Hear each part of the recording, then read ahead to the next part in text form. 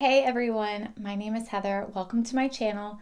Today we are going to talk about how you can make more money with what you already have by just following these 7 tips that I'm going to share. And if you are new to this channel, please please subscribe, and also leave me a comment below because I would love to hear your opinion on topics I should cover in the future. My goal in creating this channel really is to help you all along your personal finance journey because I remember what it was like to live paycheck to paycheck. I remember what it felt like to have consumer debt. I just know that it is a struggle and it's an area of concern for pretty much all of us at some point or another. So, regardless of how much you are making, if you are looking to improve your financial situation, this is the place for you. And again, I want this to be as helpful as it can be for everyone listening along and following along. So, leave me a comment below on topics you want me to cover in the future. So, with that being said, let's get started. So the first thing I'm going to say about how you can make more money today is get on a plan. Get a budget. I truly believe this is the cornerstone of your finances, and just like an athlete or just like a businessman, they have a plan, right? They write it all out and then they follow through. An athlete does not just get good at playing their sport because they decided they were going to play. They practice, they put in the time, they put in the effort. There is sweat equity, right? So the same thing goes with your budget. Your budget is really what's working hard for you. It is your game plan. It is how you are going to attack all of your goals and how you're going to meet them. So with a budget, it's really straightforward at the core of it. You're going to put in all of your income, every source of income you have coming in, and then you're going to put every expense that you have for the month. And when you do that, you tell yourself, okay, this is what's coming in, this is what's going out. And by doing that, you're also giving every dollar you have an assignment. You're giving it a job, and you need every dollar to work really hard for you, okay? So get on a budget, have a plan. That's the very first thing. The second thing you want to do is get out of debt. This is like a sticking point. I feel really sorry for a lot of us who just didn't realize this growing up because we weren't taught properly that debt is actually a really negative thing and that you should not be flaunting your credit score. Like if you have an 800 credit score, you're telling the world you really like having debt and a lot of it. And there's this myth. There's this myth out there that you need to have a really high credit score for you to get ahead in life, for you to get a car or get a house. And that's just simply not true, okay? Think about what people used to do before credit cards were around. How did they buy a house? I talk about this in my last video a little bit, but really at the core of it, you don't need debt, and debt should not hang out, okay? Don't let it stick around. If you have a $3,000 car loan and you have $5,000 in the bank, pay it off. Get rid of that debt immediately. Pay it down as quickly as possible, okay? That is how you are going to make more money. It sounds strange, right? But your wealth building tool is your income, okay? And if you're just giving that away to banks because you're paying interest on everything, you're depleting your only source of true wealth building, okay? Don't do that. Get rid of your debt and get rid of it as quickly as possible. So the nice thing about the budget is you're going to list out all of your debts and you're going to strategically plan how you're going to pay them off quickly, and every single month you should be chipping away, okay? Pay extra every single month. As much as you have, make cuts somewhere else so that you can dump it all on your debt and get it out of there, okay? So that's the next thing. The third thing, something really easy, something we're pretty much all familiar with, just sell your unused goods.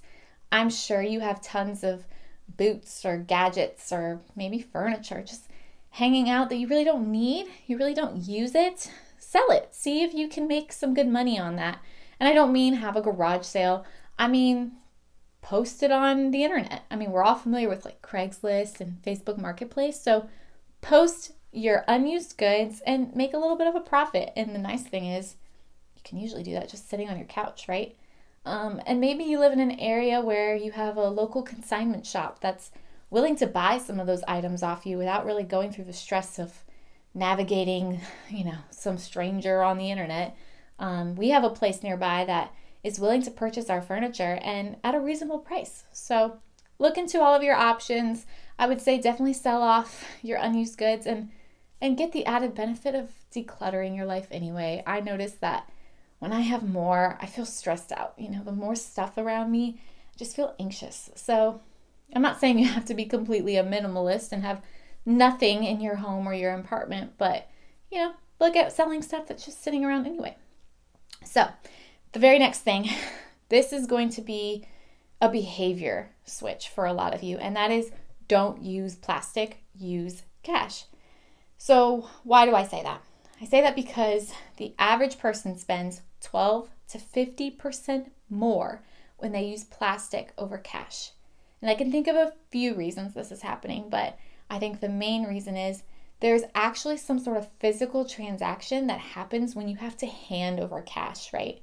Nowadays with a card, you just swipe it. It never leaves your hand. You just swipe and you don't think about it. Cash, you feel that, okay? It triggers like the same pain sensors in your brain that says, ouch. That actually hurts a little bit. So you have to think twice about it. So if you're handing somebody a $50 bill for that item, you're going to think twice about if you really want or really need that item. Versus the credit card where you don't think about it. It's very passive and you just go, oh, yeah, charge it.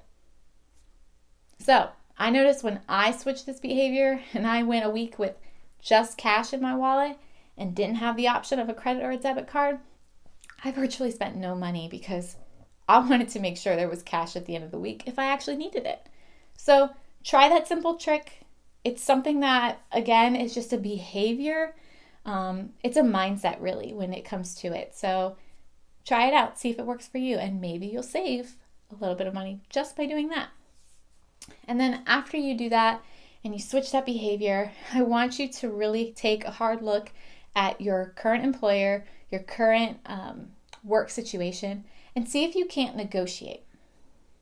All right, you're saying, well, aren't we here for like simple tips and tricks that I don't have to do really anything for so I can just increase my income? Yes, but I say negotiate because it's twofold. One, you should always do your research before you step into any negotiation, right? Whether it's buying a car, a house, same thing goes with your job, right? You should know exactly how much you should be paid based on your location, based on the time and seat, your industry, how people are being paid around you. All of that needs to be a factor. But what you also come into the conversation with when you have all of that knowledge is leverage. And maybe they don't end up giving you the 4% increase in pay, but even though it's not an increase on paper, you're able to negotiate benefits. And maybe you're able to negotiate part-time work.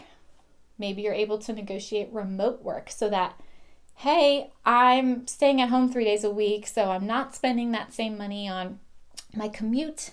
And maybe I'm getting further discounts elsewhere because maybe I drive a car and now my auto insurance company is going to give me further discounts because I'm not driving as much in a year. So there's more savings right there.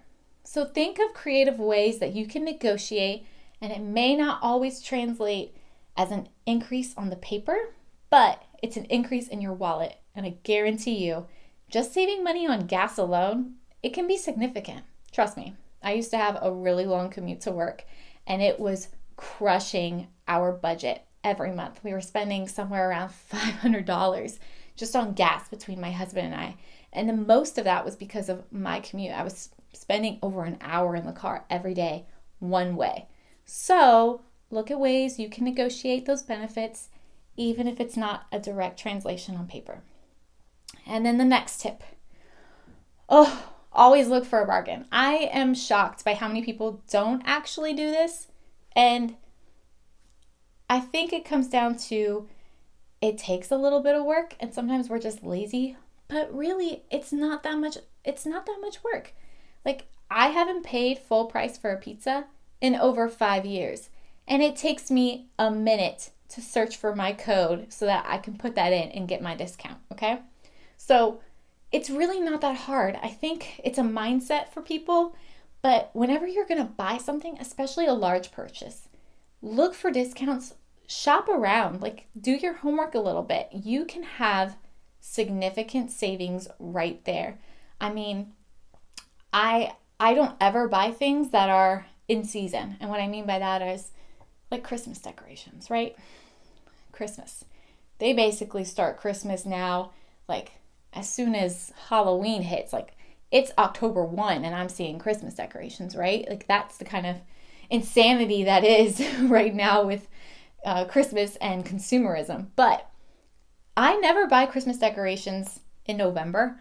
I buy my Christmas decorations after Christmas when they're 70% off. And yes, there are slim pickings maybe at that point, but how much do you need? Like, not a lot, hopefully. Hopefully you're replacing maybe some ornaments and some lights. Like, I don't know. The point is, look at when things are going on sale and do that with everything. I mean, groceries, clothing, gadgets. You know there's going to be a brand new phone again next year. So think of ways you can save just by looking for bargains, just by shopping around, and just by shopping out of season, really. You can find tons of opportunities there to increase your income. Okay, so the last thing I'm going to say. After you do all of this, it's kind of a bonus tip, and it's, again, not a job, but it does compensate you, and that is donating plasma. Now, if you don't like needles, this is probably not the tip for you. That's kind of why I call it a bonus tip, but donating plasma, in my mind, works out to be a little better than donating blood for two reasons. One, the time frame between donating plasma is only a 2 or 3 day window. Like you can literally donate again 3 days later. I think with blood, it's something like 16 weeks that you have to wait. And with donating blood, you basically get a blanket. Well, I mean, I like blankets, but I don't need that many blankets. So the nice thing about plasma is you are also saving somebody's life, but they compensate you.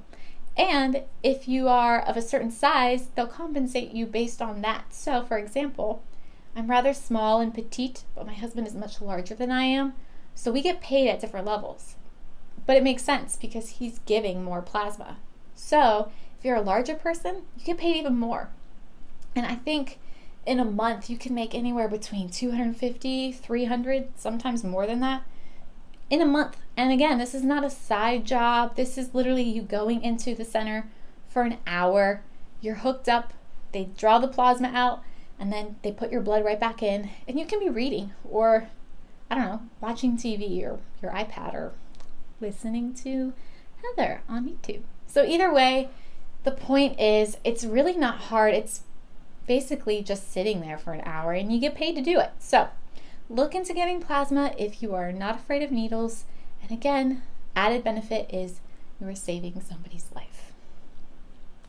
So with all that said, I'm going to recap real fast because I kind of rolled through this rather quickly.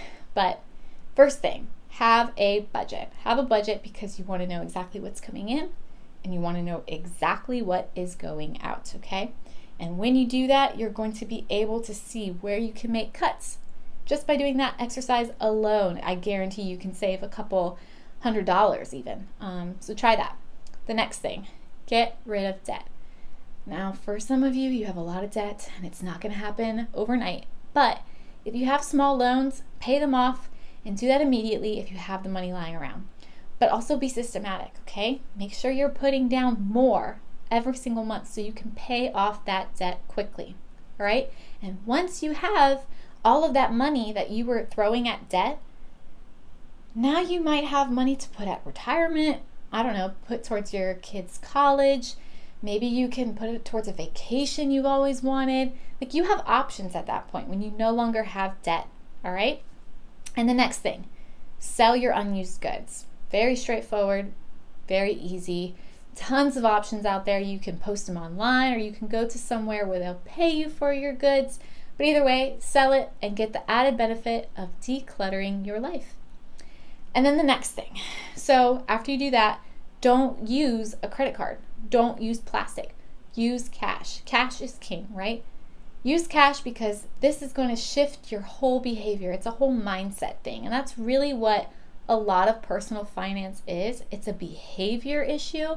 It's not so much a money issue, okay? So try that, see how that works for you, and I guarantee you'll save something. It may not be a lot at first, but again, it's a shift in your mindset, all right? After you do that, look at negotiating, okay? Really straightforward. This one takes a little bit of time because you do want to do all of your research up front. You want to be taken seriously when you have this conversation. So go in, have all your facts, have all your figures, but also know that you're willing to walk out with maybe some sort of increase that doesn't necessarily look like an increase on paper, all right? So again, maybe you have the opportunity to do remote work. That is actually going to increase your income, okay? So look at all the ways that you can negotiate when you're sitting at that table. And then lastly, like I just said, donate plasma. That's an option. It's a bonus tip for you, but look into it. It could work out where you just get a couple $100 extra every single month. And again, you get the added benefit of saving somebody's life. And that's all. Thank you guys for watching. I really appreciate it. This channel is brand new, so please help us out. Please subscribe, please like, and please share. Thank you so much.